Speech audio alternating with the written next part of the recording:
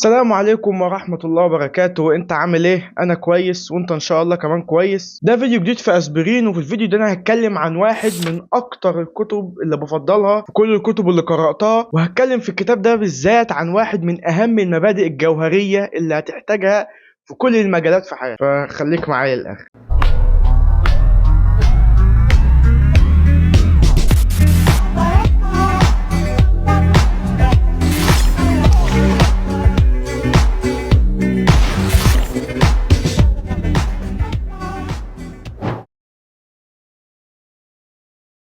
قبل سنة 2003 كان فريق الدراجات الإنجليزي كان أداؤه متواضع جدا، بل إنه كان سيء أصلا. فريق الدراجات الإنجليزي ده كان من أسوأ فرق الدراجات ساعتها.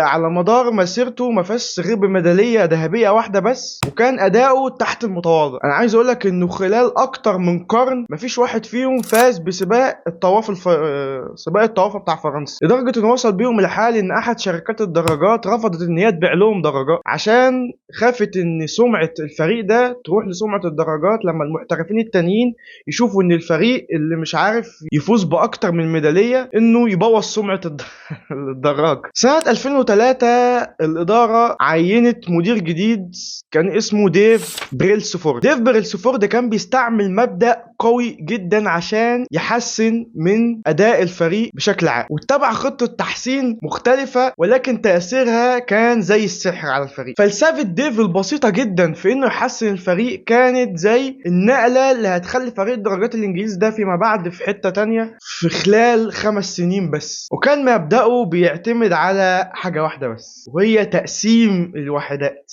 تقسيم الوحدة لوحدات أصغر، أو تقدر تسميه مبدأ الواحد في المية. اعتمد ديف عشان يحسن فريق الدراجات ده إن هو يمسك الغاية الكبيرة العظمى، الغاية النهائية، وإنه يقسمها لغايات صغيرة جدا، والغايات الصغيرة جدا دي يصب عليها كل التركيز كل يوم. بمعنى إن هو يمسك الوحدة الكبيرة اللي هي الهدف الكبير ويقسمه لأهداف صغيرة جدا، أو إنه كل يوم يحسن في الهدف الكبير ده بنسبة 1% بس. هي دي كانت الفكرة، ان هو يحسنه بنسبة صغيرة بس كل يوم، يقسم التارجت الكبير لتارجتس صغيرة جدا ويركز عليها بس كل يوم.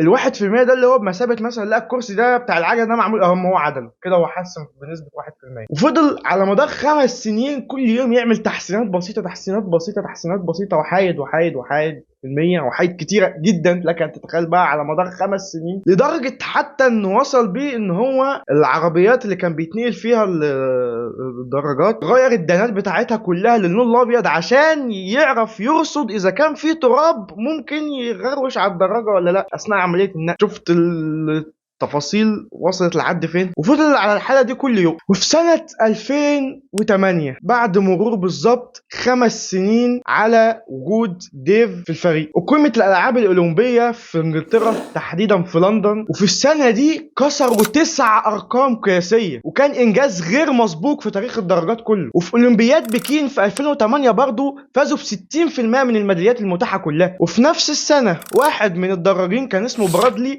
فاز لأول مرة بسباق طواف فرنسا، وكسر هو كمان رقم قياسي بكونه أول دراج بريطاني يفوز بسباق طواف فرنسا. وفي السنة اللي بعدها على طول زميله كريس فاز بنفس السباق وكرر الفوز ده في 2015 و16 و17، وده اللي خلى انجلترا تفوز بسباق طواف فرنسا 5 مرات في 6 سنين بعد غياب أكتر من قرن عن البطولة دي. مش كده وبس، فريق الدراجات ده فاز ب 178 ميدالية، وكانت واحدة من أنجح المسيرات الرياضية في تاريخ سباقات الدراجات. والملفت هنا ان ديف بالمبدأ البسيط ده قدر يحول مجموعة من المتسابقين المتواضعين، بل الأقل من المتواضعين، إلى أبطال عالم في خلال 5 سنين بس. وهنا كلمة السر في المبدأ ده إيه؟ إن أنت لما بتيجي بتزرع حباية حباية حباية حباية حباية حباية حباية حباية حباية، بس يوم ما بتحصدهم كلهم. هي دي الفكرة. المبدأ ده يا جماعة تأثيره فوق السحر. كون إن أنت تقدر تستمر على حاجة فترة طويلة جدا وكل حاجة دي بسيطة، هتيجي في الآخر هتلاقي النتائج مبهرة. جرب. والمبدأ ده لا غنى عنه في أي مجال. 90% من المجالات محتاج إنك تلتزم فيها بالمبدأ ده، إذا ما كانش 100%. وأي حد عرف يوصل لنجاح ملحوظ من غير ما يطبق المبدأ ده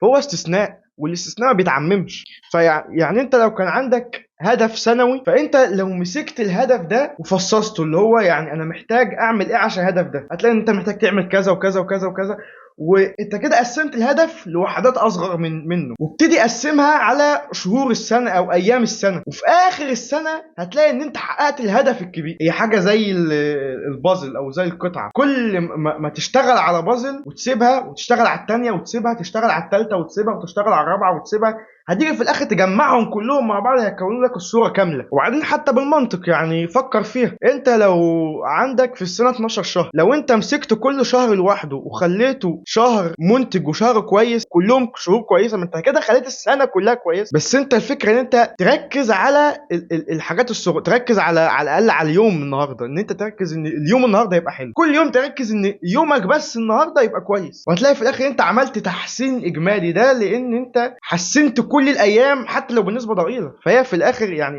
انا عايز اقول لك، انت لو حسنت كل يوم بنسبه 1% فعلا، هتبقى على نهايه السنه هتبقى اتحسنت ب 37 ضعف. 37 ضعف ده نطه ما عملهاش كريستيانو رونالدو لما راح اليونايتد. لكن الناس بقى تقول ايه، لا انا هبتدي السنه يلا انا هعمل 50% في اول 3 شهور. فاهم؟ ما الدنيا ما بتمشيش كده، لان انت هينتهي بيك الوضع ان انت لا عملت ال 50% ولا عملت ال 1%. يا عم لو عندك تارجت ان انت عايز تحافظ على صحتك مثلا، كل تفاحه واحده بس كل يوم، تفاحه واحده والله كفايه ان هي تحميك من حاجات كتيره جدا عشان بس بتاكل تفاحه كل يوم. الفكره بس في ان انت تستمر. هي الفكره في حاجتين، ثلاث حاجات، الوقت والانضباط والاستمراريه. الثلاثه دول، تايم، simplicity والديسيبل. الثلاثه دول هم كلمه السر في الحكايه كلها. ان انت لما الوقت بيعدي على حاجه بتحصل بشكل متكرر مهما كان حجمها، التاثير في الاخر هيبقى غير متوقع. عامل زي الصخره اللي فضلت نقطه ميه تنقط عليها من مكان، فضلت نقطه الميه تنقط عليها تنقط عليها تنقط عليها،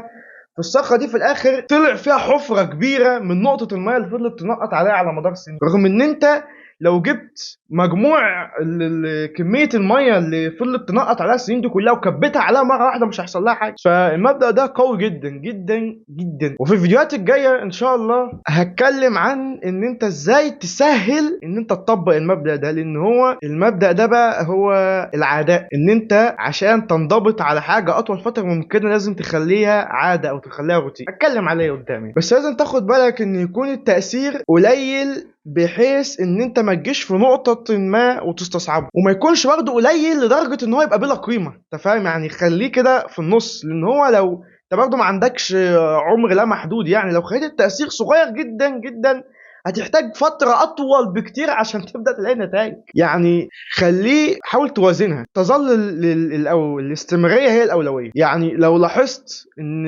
حتى مع الأهداف مع المجهود الصغير الاستمرارية بتتقطع، صغره، ما فيش مشكلة، أحسن ما تعملش حاجة. يعني أن تصل متأخرا خيرا من ألا تصل. أنت فاهم؟ بس أنا في الفيديو ده كنت عايز أتكلم عن المبدأ ده بس لوحده، وما عنديش مشكلة لو الفيديو ده طلع قصير. أنا عارف إن هو يطلع قصير، بس المبدأ ده مهم لدرجة مش هتتخيلوها. وانصح اي حد طبعا انه ما يكتفيش بالفيديو ده، يعني هات الكتاب واقراه لانه كتاب قوي جدا. وبس ده كان اللي عندي النهارده. ما تنساش ان انت تنزل تحت الفيديو وتدوس على اي حاجة تقابلها قدامك مع الديسلايك طبعا. وانا عارف ان انت هتحس بحماس البدايات في الاول لما تيجي تبدأ في حاجة، خصوصا بقى عشان السنة الجديدة والكلام ده، وهتحس بحماس البتاع، وانا عايز تحس ان المجهود اللي انت بتعمله مش كفاية. بس ده احساس كاذب، لان لو ما كانش كفايه ما كنتش جيت بعد فتره ووقفت. يعني النجاح ان انت تعرف تستمر على التحسين، مش ان انت تعمل اكبر قدر من التحسين وخلاص. اصل انت مهما